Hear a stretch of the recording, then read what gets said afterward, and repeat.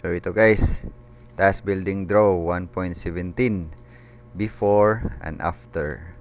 So my tips, use brother way to draw 3D. Bakit brother? Di ba pwede sister? So number 1, draw the top part first using right angle tool F. Number 2, drag the bottom by holding control.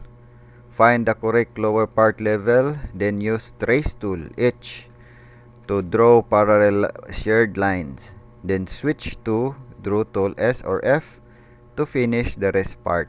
So group both feature. Number 4, this is only one building. Okay, gagawin natin to guys. Actual task. Ay, hindi pa naka-download. Okay, saglit lang. Okay, so first, draw the top part first using right angle. So top ito, right angle F.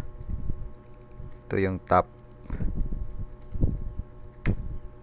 So next, drag to bottom by holding control. So iti-3D natin to. Click, hold control, drag. So dito lang siya i-drag guys. Dito. Ito yung ano niya, ground part. So dyan lang hanggang dyan lang yung wall. Next, find the correct lower part level, then use trace tool H. So next natin gawin, ito siya, ito na part. Pero pansin natin na mas pababa siya kaysa dito. Ito yung higher to siya kaysa dito. Para sa bahay ba, parang second floor to, ito sa first floor. So hanapin natin yung tamang height niya. So ito yung wall, then ito yung bubong. So dito tayo mag-trace. So trace tool H, press niyo yung letter H sa keyboard, H. Dito siya. Ito yung bubong. H. Pag H guys, dalawang point na magkatabi. Yan. Para didikit na siya. Didikit na. Hindi na ako nag-click niyan. Didikit na siya yan. Mag-trace. Ite-trace niya yung shared line ng bahay. So, ganyan.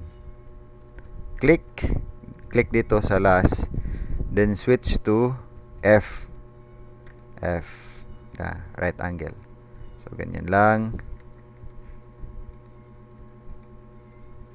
Then, sa first point, click nyo dito. Yan na. Then, space. Kickback. Kickback siya. Nagki-kickback. Bakit siya nagki-kickback? Ito siguro. Yan. Ito yung dahilan ng kickback. So, i-delete natin to. Select tool. Select to guys. Letter A. Then, press number 2. I-check natin if may error pa. Control T. Topology check. Wala na siyang error. Then, select tool. Click drag para ma-select to lahat ng building. Then, number 4 to group. Yan. Yan yung group.